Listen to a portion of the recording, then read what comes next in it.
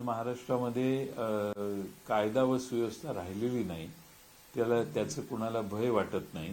कोणताही गुन्हा केला तरी आपण सहजगत्या निघून जाऊ शकतो अशी धारणा सामान्य जनतेची गुन्हेगारांची व्हायला लागली आहे. आणि म्हणून सामान्य जनतेत आज बदलापूरला जो अत्यंत राग, संताप, चीड या सरकारच्या विरोधी आहे, पोलिसांच्या विरोधी आहे आणि शाळेच्या विरोधी आहे, ती अत्यंत तीव्र आहे. आणि लोक पूर्ण बदलापूरच नाही तर संपूर्ण ठाणे जिल्ह्यात आणि महाराष्ट्रामध्ये या झालेल्या घटनेचा निषेध होतोय. राष्ट्रवादी काँग्रेस देखील या गोष्टी, पोलिसांची कृती आणि शाळेची कृती या बाबतीत सरकारने ताबडतोब त्याच्यात कारवाई करावी अशी आमची मागणी आहे. 2-4 जणांना बदली करणं म्हणजे त्या सगळ्या प्रशासकीय कामावर, पोलिसांच्यावर आणि शाळेवर शिक्षा झाली असं आम्ही समजत नाही. काही कोणाला तात्पुरतं सस्पेंड करणं किंवा पोलिसाची तिथं बदली करणं एवढ्यापुरतं मर्यादित करून लोकांना शांत करण्याचा सरकारचा हा प्रयत्न दिसतोय. आमचं म्हणणं याच्यात ठोस कारवाई झाली पाहिजे आणि अशा गोष्टी होत असताना सरकारी पोलीस खात्याकडून कृती केली नाही त्याचा जाबही विचारला पाहिजे. सर, एकीकडे तुम्ही गेल्या पत्रकार परिषदेमध्ये तुमच्या काय कारनामे संपूर्ण सरकारचे तुम्ही बाहेर काढत होता, परंतु सातत्याने आता महिला अत्याचारांच्या संदर्भात घटना ज्या आहेत त्या वाढताना पाहायला मिळतात. जवळपास 1 लाख महिला राज्यातून आता गायब झालेल्या बेपत्ता आणि त्यातच महिला अत्याचारांमध्ये सातत्याने वाढ होताना पाहायला मिळते. महाराष्ट्रामध्ये महिलांची सुरक्षितता अत्यंत कमी झालेली आहे. नागपूरमध्ये पोलीस स्टेशनमध्ये जर पोलीस जुगार खेळत बसलेले असतील तर मग महाराष्ट्रातल्या महिलांना वाचवण्यासाठी, त्यांना संरक्षण देण्यासाठी, महिलांच्या विरोधी होणारे जे अत्याचार आहेत, गुन्हे आहेत, त्यांची कमतरता होण्यासाठी पोलीस कार्यरतच नाही आहेत. आणि त्यामुळं महाराष्ट्रात खरी गरज महिलांना, आमच्या भगिनींना आहे ती सुरक्षिततेची गरज आहे. आणि हे महाराष्ट्र सरकार महिलांना महाराष्ट्रातल्या सुरक्षितता देण्यास अपयशी ठरले, हेच यातनं पुन्हा सिद्ध होतं. मुख्यमंत्र्यांच्या ठाणे जिल्ह्यात कायम गुन्हेगारांना कुठेतरी संरक्षण दिलं जातंय का, असं एक चित्र पाहायला मिळतंय. बदलापूरची घटना असेल, याच्या आधीचा पोलीस ठाण्यातील गोळीबाराचं प्रकरण असेल, असे अनेक ठाण्यामध्ये गुन्हेगारीचं राजकीयकरण झालेलं आहे आणि पोलिसांना राजकीय कार्यकर्ते कोण आणि गुन्हेगार कोण याचं बायफर्केशन करताना देखील अडचण व्हायला लागलेली आहे. कारण बऱ्याच गुन्हेगारांना राजकीय वरदहस्त मिळालेलं आहे आणि त्यामुळं पोलीस स्टेशन देखील कोणती कारवाई करायला बिथरतात म्हणण्यापेक्षा घाबरतात. आणि दिरंगाईनं कारवाई करणं हा आता ठाणे जिल्ह्यात पोलीस खात्यातल्या अधिकाऱ्यांचा ट्रेंड झालाय. दिरंगाई यासाठी की वरून काही आलं तर मग काय करा, त्यापेक्षा कारवाईच उशिरा करायची ही मानसिकता पोलीस खात्याची झालेली आहे. शिवसेनेचे स्थानिक नेते वामन म्हात्रे त्यांनी थेट एका महिला पत्रकाराला उद्देशून अपमानास्पद बोललेलं आहे की तू अशा बातम्या देतेस की जणू काही तुझ्यावरतीच बलात्कार झालेला आहे. शिंदे गटाचे हे नेते आहेत, मुख्यमंत्र्यांचे अत्यंत जवळचे मानले जातात. इतकी असंवेदनशीलता आता सरकारमधल्या लोकप्रतिनिधींमध्ये. याला असंवेदनशीलता पेक्षा आणखीन एक शब्द आहे, तो म्हणजे मस्ती चढलेली आहे.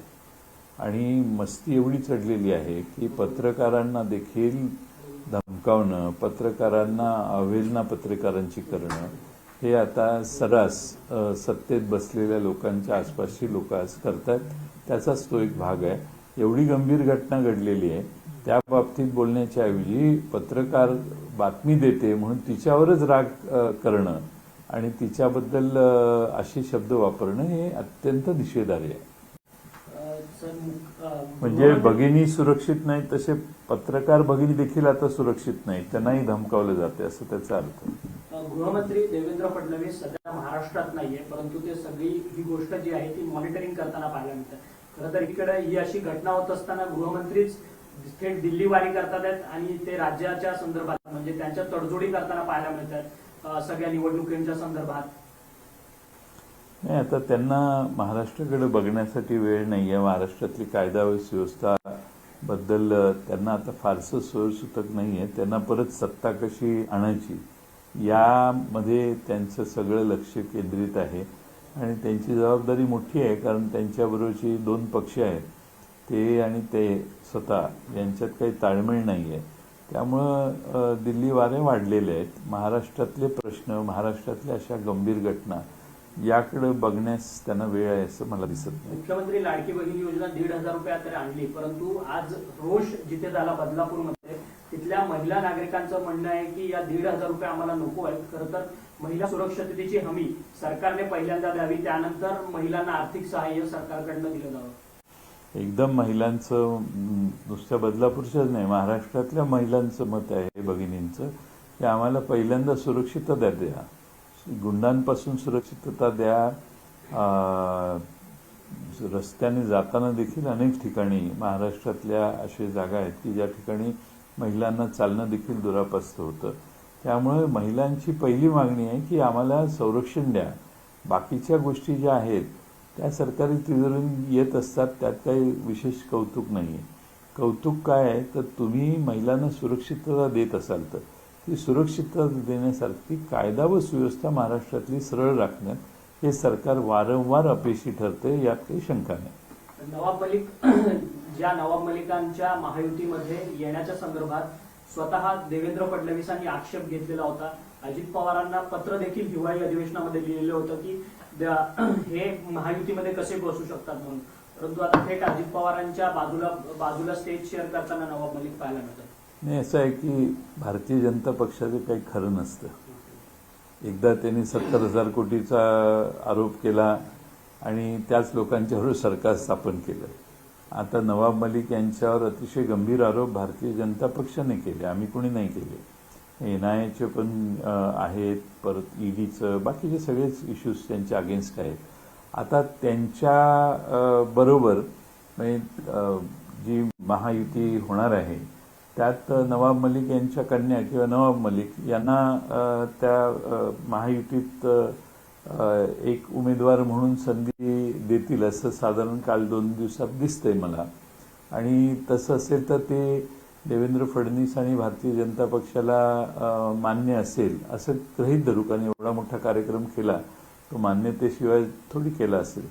त्यामुळं महायुतीत त्यांना प्रवेश त्यांनी दिला असाच त्याचा अर्थ आहे. मग भाजपने या सगळ्या संदर्भात माफी मागितली पाहिजे का? ज्या पद्धतीने एक वेळ होती की नवाब मलिकांच्या विरोधात संपूर्ण भाजप पेटून उठलेलं होतं, आता त्याच नवाब मलिकांना भाजपने ऍक्सेप्ट केलं, त्यामुळे भाजपने माफी मागावी. हा, म्हणजे याचा अर्थ नवाब मलिक यांच्या विरोधी केलेले आरोप, सरकारी यंत्रणेमार्फत केलेल्या कारवाया या पूर्ण चुकीच्या होत्या असा त्याचा अर्थ होतो. त्यामुळं भारतीय जनता पक्ष काय करते हे बघूया ना आपण, त्याच्यात इतक्यात गडबड करायला नको. उद्या महाविकास आघाडीची महत्वाची बैठक पार पडते अशी माहिती मिळते. उद्या कुठेही बैठक पार पडेल आणि साधारणपणे जागा उद्या पहिल्यांदा बैठक आमची होते महाविकास आघाडीची आणि त्याची काही बैठका होतील. एका बैठकीत काही निष्कर्ष निघणार नाही, पण उद्या मीटिंग होते एअरपोर्टच्या जवळ कुठेतरी होणार आहे. नक्की अजून मला स्थान कळलेलं नाही. महेंद्र थोरवे जे शिंदे गटाचे आमदार आहेत, कर्जत तालुक्यातून येतात आमदार आहेत, ते सुनील तटकरे आणि अजित पवार या दोघांवरही टीका करताना पाहायला मिळतात. ते म्हणतात की राष्ट्रवादीचं नेतृत्व हे धोका देणारं नेतृत्व आहे, विश्वासघातकी नेतृत्व आहे, अशी त्यांची टीका आहे. महायुतीमध्येच जुंपली एकमेकांमध्ये. म्हणजे कोणत्या संदर्भात बोलतात, त्यांना कुठे धोका झाला, कुणी धोका दिला, त्यांच्या विरोधी कुणी काही काम केलं हे महेंद्र थोरवेंनाच माहीत असेल. त्यामुळे महेंद्र थोरवेंच्याकडून त्याची जास्त माहिती घेतली पाहिजे. पण त्यात तपशील कोणत्या कारणासाठी ते बोलले हे मला माहीत नाही. सातत्याने महेंद्र थोरवे म्हणतात की सुनील तटकरे हे महायुतीचा धर्म पाळत नाहीये. सुनील तटकरे आपल्या विश्वासू व्यक्तीला कर्जतमध्ये तयार करतात, त्यांच्याच मतदारसंघामध्ये उभे करण्याकरता. त्यामुळे कुठेतरी असुरक्षितता महेंद्र थोरवेंमध्ये, त्यामुळे त्यांनी विश्वासघातकी नेतृत्व असं टीका केलेली आहे. आता महेंद्र थोरवे हे एकनाथ शिंदे गटाचे उमेदवार असतील, कारण ते तिथे त्यांचे आमदार आहेत. त्यामुळे त्यांच्या विरोधी जे कोणी उमेदवार होणार आहेत त्यांना तटकरेंची मदत होईल अशी शंका कदाचित त्यांना आली असेल. Thank you.